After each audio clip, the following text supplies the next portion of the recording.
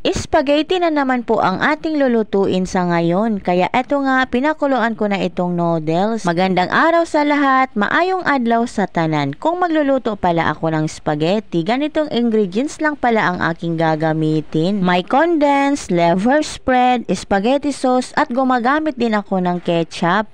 Dito nga sa kaldero ay naggisa na ako ng bawang at sibuyas na muntik pa ngang masunog. Kaya dali-dali ko na ngang inilagay itong hotdog para magisa na rin. Isinunod ko na nga din ang giniling at emekos-mekos mo na. Naglagay na rin ako ng durog na paminta at pagkatapos nga ay isinunod ko na paglagay ang spaghetti sauce. Isinunod ko na rin ang ketchup at imikos-mikos lang uli natin. Naglagay na rin ako nitong liver spread at ang pinakahuli kong inilagay ay itong cheese. Kung sa tingin ninyo mga sakit lang ng sauce ang ginamit ko kasi 1/2 kilo lang din naman itong noodles. Dahil nga tapos ko nang mapakuluan ang noodles, kaya nga nang maluto na nga ang sauce, ibinuhos ko na dito sa noodles. Then, haluin lang natin ng maigi para mag-mix lahat ang ginawa nating sauce doon sa noodles. Hindi ko na nga mabilang kung ilang ulit kong hinalo itong spaghetti.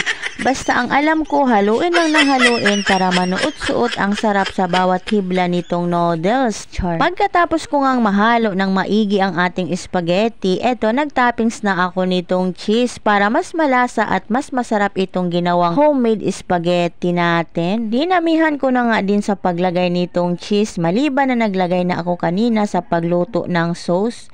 Mas maraming cheese, mas masarap. Ganito na nga ang resulta ng ginawa kong spaghetti. Pwede na pang benta.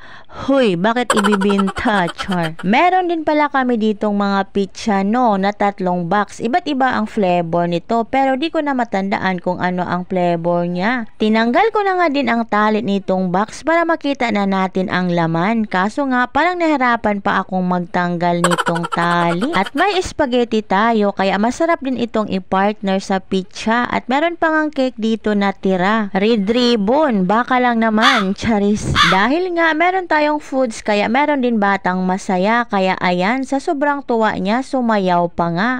Food ang is life din to eh.